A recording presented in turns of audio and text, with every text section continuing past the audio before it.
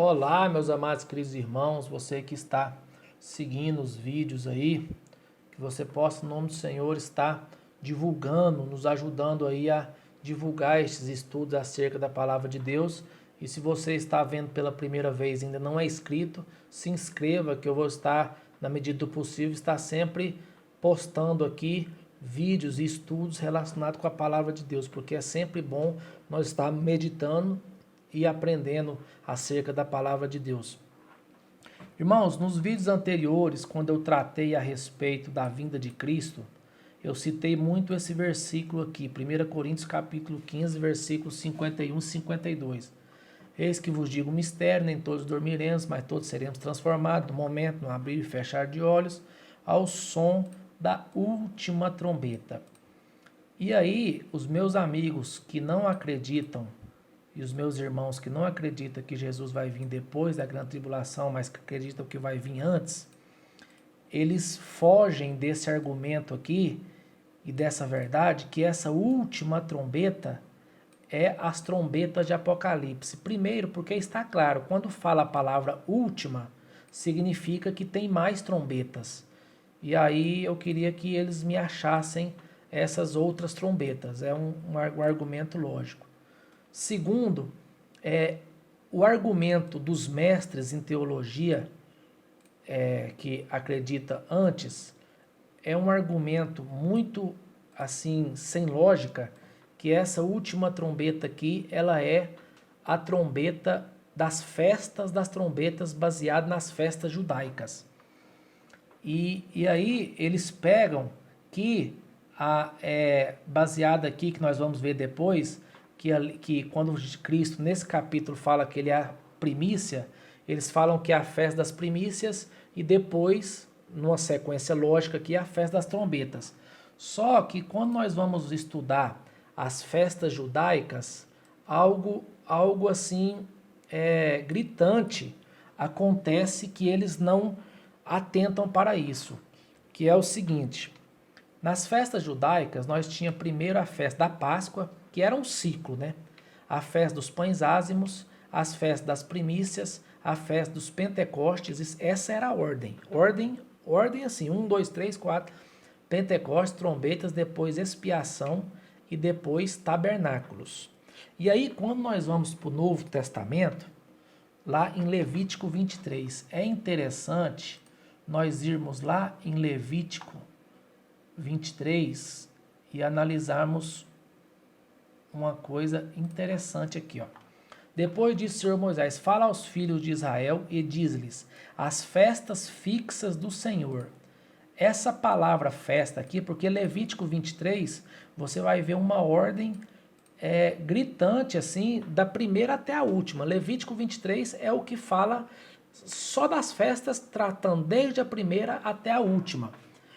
Aí, essa palavra festa aqui, quando nós vamos para o original, aqui diz o Senhor, as festas. Tá vendo essa palavra H4150? Quando nós vamos ver que essa palavra ied, mol e ed, é uma palavra junta, mol e ed, que significa lugar determinado, tempo determinado, reunião. Tempo determinado. Tempo, quando nós falamos de tempo, nós lembramos logo que é a palavra ciclo, ou seja, tempo determinado. E quando nós vamos lá em Gênesis capítulo 1, ali por volta do versículo 10 ali, tal, tarará, tarará, parará, aqui ó. E também disse Deus: haja luzeiros no firmamento dos céus, nós sabemos que é o sol e a lua, para fazer separação entre o dia e a noite, e sejam estes para sinais e para estações. Olha, irmãos, lá em Gênesis capítulo 1, observa, H4150. Eu clico aqui, não muda nem aqui embaixo, ó. Aqui, ó. Aqui, ó. Aonde que eu fui, meu Deus? Aqui, ó. Haja luzeiros, estações. Não muda nem a palavra mol e ed, que significa lugar determinado, tempo determinado, reunião. Então, essas festas, elas eram tempos determinados a partir da lua e das estações. Por quê? Porque nós sabemos que a lua é quem dita as estações. E Jeremias e Tiago também fala que o que dita essas estações e essas festas é a lua. Então nós vemos algo maravilhoso que lá de Gênesis capítulo 1 estava estabelecido essas festas, que na verdade são tempos. E no Novo Testamento nós vemos que é a mesma coisa, esse novo templo, esse novo ciclo se inicia, que é a cruz de Cristo, porque as festas judaicas, elas eram praticamente uma em cima da outra e uma tinha muito a ver com a outra. Por exemplo, a Páscoa e o Pães Ázimos era praticamente na mesma semana. A festa das primícias e o Pentecoste era em uma só colheita, que no primeiro dia se tirava as primícias da colheita, que era entregue para o sacerdote fazer os pães da proposição, e nós vemos uma coisa profética muito grande que significaria as 12 tribos unidas de novo, que seria a igreja. Pentecostes, aí depois trombetas. As trombetas e a expiação, a festa trombeta e expiação, também era num tempo quase que no mesmo tempo. Por quê? Porque a festa da trombeta anunciava que vinha a expiação e depois o tabernáculo. É isso que nós vamos ver. As primícias era a ressurreição, depois de 50 dias a descida do Espírito Santo. Você pode ver que quando Cristo ressuscitou, ele ficou 40 dias aqui esperando esse Pentecoste, depois ele foi assunto aos céus e 10 dias depois veio o Pentecoste, está lá em Atos capítulo 1, a descida do Espírito. Aí que tá. Depois nós vemos que as trombetas é uma anunciação ao arrependimento. Então, só no quesito trombetas, só no intuito da festa, já descaracteriza aquela ideia de que o arrebatamento é festa das trombetas, porque o arrebatamento já é uma separação evidente de que não tem como mais ter segunda chance. E a trombeta era uma anunciação, arrependimento. E aí, expiação, agora é esse tempo que nós estamos junto com a festa das trombetas, que é Cristo expiando nossos pecados no céu, nós vamos ver isso. E depois os tabernáculos, o milênio após a vinda de Cristo. Olha só para os irmãos ver. A cruz de Cristo está lá em 1 Coríntios, capítulo 7, que é a nossa Páscoa. Isso aí é mundialmente conhecido. E eu acho que não devia nem estar mostrando aqui, mas vamos aqui, ó. Expurgai o fermento velho para que sejais nova massa. Tá vendo? Tá falando de pães também, pães ázimos. Assim como sois sem fermento, porque Cristo, nossa Páscoa, já foi sacrificado. Pelo que celebremos a festa, ó, tá vendo? Pelo que celebremos a festa. Se nós pegarmos isso aqui, celebremos esse tempo. Não com o fermento velho, nem com o fermento da malícia, da corrupção, mas com ázimos, tá vendo? Pães ázimos, da sinceridade e da verdade. Então, quando nós vamos ver lá, vamos ver que Cristo é a nossa Páscoa. Isso aí é mundialmente conhecido. Depois, entre os cristãos, primícias, que é a nossa ressurreição. 1 Coríntios capítulo 15, versículo 19. 1 Coríntios capítulo 15, versículo 19, que diz assim: se é para esta vida que esperamos em Cristo, somos de todos os homens os mais dignos de lástima. Ou seja, nós temos uma esperança. Qual que é a esperança? Mas na realidade Cristo foi ressuscitado dentre os mortos, sendo ele as primícias dos que dormem. Ou seja, Cristo, quando ele ressuscitou, ele fez exatamente a sequência. Ele se fez primícia. Aí depois nós vamos ver em Pentecoste, Atos 2, não necessita que nós abrir, que todos nós sabemos que foi a descida do Espírito Santo na festa de Pentecoste. Aí que está aonde entra, irmãos. As trombetas, eu vou falar depois, ela é para anunciar o arrependimento. Lá em Apocalipse capítulo 1, versículo 6, fala que Deus nos fez reis e sacerdotes. E a festa das trombetas, as trombetas elas eram anunciadas pelos sacerdotes. Não era pelo sumo sacerdote, era pelo sacerdote, porque existia sacerdote e existia sumo sacerdote. Em Atos 2 começou essa ideia de arrepender, de preparar, ou seja, prepara que já é chegado o dia da expiação, ou seja, prepara. Ou seja, se santifica, santifica sua vida e tal.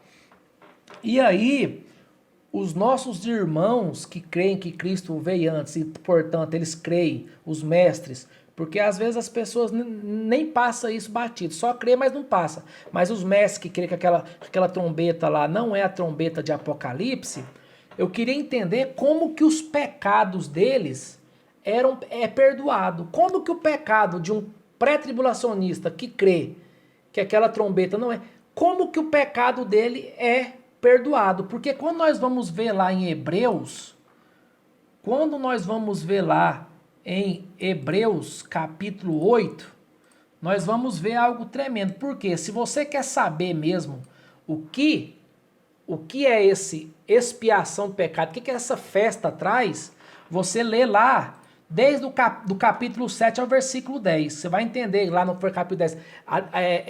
Temos ousadia para entrar nesse santuário, no Santo dos Santos. Então traz uma analogia perfeita do tabernáculo terreno que era no Antigo Testamento. Ora, do que estamos dizendo? O ponto principal é este, ou seja, esse aqui é o ponto principal da carta de Hebreus. Isso aqui é o ponto-chave da carta de Hebreus. E falam alguns que quem escreveu a carta de Hebreus era alguém da tribo de Levi, porque tinha exatamente essa ideia de tabernáculo. E a tribo de Levi era que cuidava do tabernáculo. Aí fala, temos um sumo sacerdote tal, que se assentou nos céus à direita do trono da majestade. Vemos isso lá em Apocalipse capítulo 5, que Cristo, após a cruz, ele adentrou ao céu e assentou à direita de Deus, ministro do santuário e do verdadeiro tabernáculo. Olha aqui, ó, o verdadeiro tabernáculo. Nós estamos falando de festas judaicas. Tem tudo a ver com o tabernáculo. Que o Senhor fundou e não o homem. Porque todo sumo sacerdote é constituído para oferecer dons e sacrifícios, pelo que era necessário que este sumo sacerdote também tivesse alguma coisa que oferecer. O que é esse sumo sacerdote que lá no capítulo 7 fala que é da ordem de Melquisedeque fez?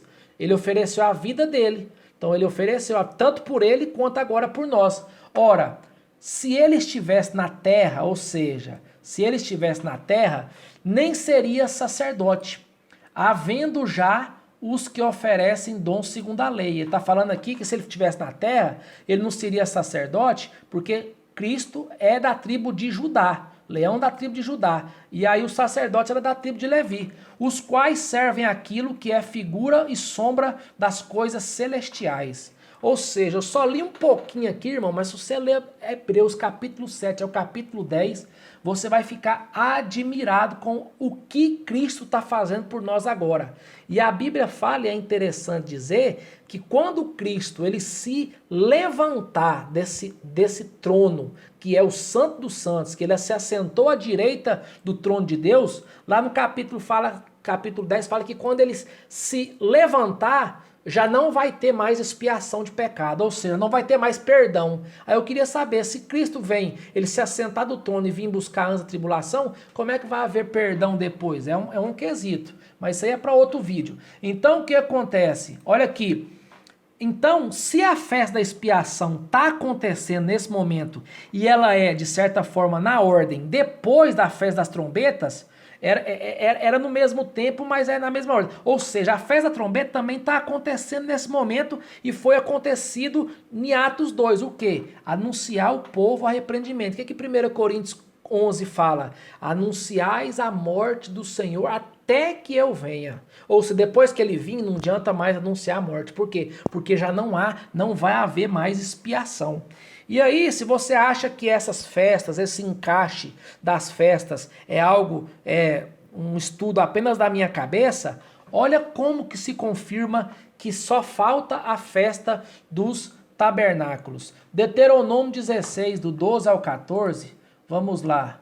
Deuteronômio 16, do 12 ao 14. Olha aqui, do 12 ao 14, fala...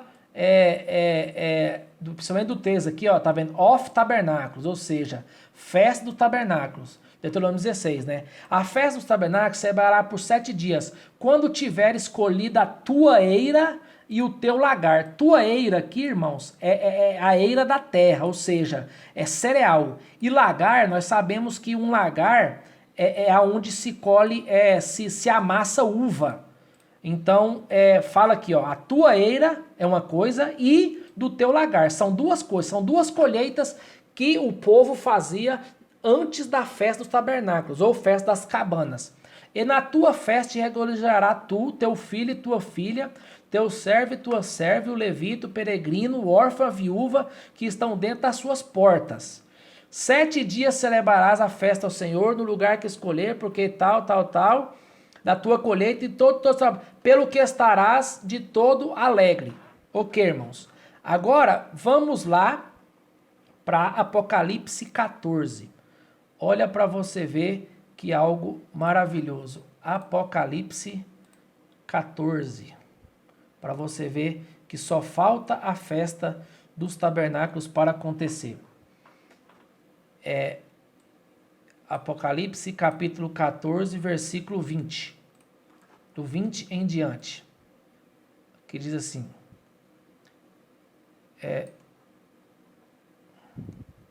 E outro anjo saiu do santuário, chama, lança a tua... aqui mais para cima, ó.